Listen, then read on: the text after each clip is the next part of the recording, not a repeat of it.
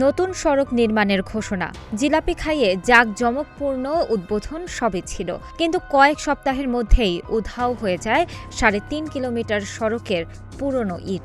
আর শুরুই হয়নি নতুন সড়কের কাজ। এমন অভিনব প্রতারণার অভিযোগ উঠেছে জামালপুর সদর উপজেলার রশিদপুর ও দিকপাইট ইউনিয়নে। সামান্য বৃষ্টিতেই কাদায় পরিণত হচ্ছে সড়কটি। এতে চরম দুর্ভোগে পড়েছেন গজারিয়া আটা মোড় হতে ময়নার মোড় পর্যন্ত শিক্ষার্থী, কৃষকসহ কয়েক হাজার মানুষ।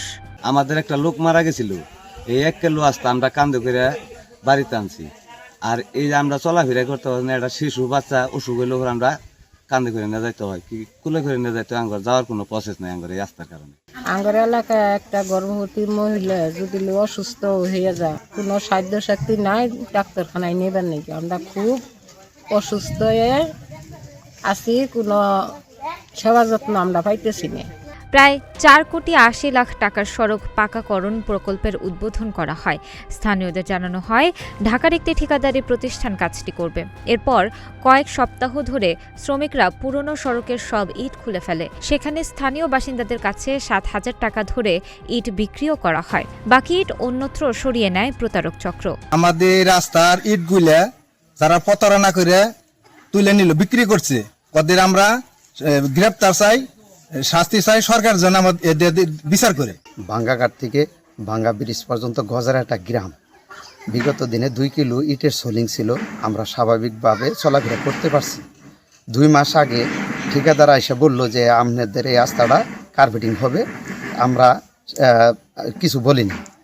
তারা ইটগুলি উঠায় তাদের মতোই তারা বিক্রি করলো। বিক্রি করার পরে ইটগুলি তুলে বিক্রি করার পরে আমরা জানতে পারলাম যে রাস্তায় কোনো টেন্ডারই হয় না, এই রাস্তা হবে। ইট সরিয়ে নেওয়ার পর আর কোনো নির্মাণ কাজ শুরু হয়নি। তবে কৌশলে চাঁদপুর এলাকার আরেকটি সড়কের ইট সরানোর চেষ্টা করলে স্থানীয়দের সন্দেহ হয়। কাগজপত্র দেখাতে না পারায় মূল হোতা সহ 11 জনকে আটক করে পুলিশের হাতে তুলে দেন তারা।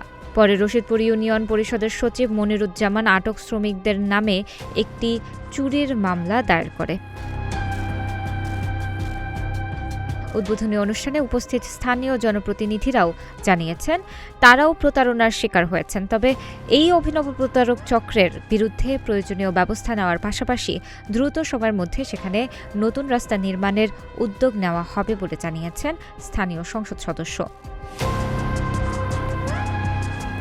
এলজিইডি বলছে, এই সড়কে তাদের চলমান কোনো প্রকল্প নেই, তবে সাধারণ মানুষের কথা চিন্তা করে সেখানে দ্রুত প্রকল্প নেওয়া হবে বলে জানায় উপজেলা প্রশাসন।